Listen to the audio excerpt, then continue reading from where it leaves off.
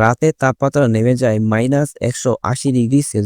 সে তুলনায় পৃথিবীর তাপমাত্রা যথেষ্ট সহনশীল রয়েছে। বর্তমানে পৃথিবীর শীতলতম স্থান পূর্ব আটলান্টিকার মালভূমি। সেখানকার তাপমাত্রা -98°C পর্যন্ত নেমে যেতে পারে। আটলান্টিকা বরফের চাদরে সারা বছর ঢাকা থাকে। স্যাটেলাইট থেকে পাওয়া তথ্য অনুসারে সেখানকার তাপমাত্রা -93°তেও পৌঁছেছিল। তবে যুক্তরাষ্ট্র ভিত্তিক জার্নাল জিওফিজিক্যাল রিসার্চ লেটার্সে প্রকাশিত তথ্য মতে তাপমাত্রা আরও নিচেও নেমে যায় কখনো কখনো। যুক্তরাষ্ট্রের ইউনিভার্সিটি অফ কলোরাডো বোল্ডারের national snow and ice data সেন্টারের জ্যেষ্ঠ গবেষক টেড স্ক্যাম্বোস তিনি বলেন, ভূপৃষ্ঠের তাপমাত্রা সম্ভবত এর চেয়ে কম হওয়া সম্ভব না, কিন্তু অতীতে এটা শীতলতম স্থান ছিল না। 2010 সালে আটলান্টিকার বোস্টক রিসার্চ স্টেশন ছিল পৃথিবীর সবচেয়ে শীতলতম স্থান। এটি আটলান্টিকার ভৌগোলিক দক্ষিণ মেরু থেকে 1301 কিলোমিটার দূরে অবস্থিত। এখানকার তাপমাত্রা রেকর্ড করা হয়েছিল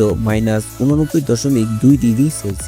যুক্তরাষ্ট্রের জার্নাল অব জিওফিজিক্যাল রিসার্চে প্রকাশিত এক গবেষণায় বিজ্ঞানীরা বলেছেন, পরিস্থিতি অনুযায়ী বোস্টক স্টেশনের তাপমাত্রা -96°ও হতে পারে। অর্থাৎ এর আগে এটাই ছিল পৃথিবীর কোনো স্থানের সর্বনিম্ন তাপমাত্রা। জলবায়ু পরিবর্তনের ফলে এখন পূর্ব আটলান্টিকার মালভূমির তাপমাত্রা আরও কমে গেছে, নেমে গেছে সর্বনিম্ন সীমায়।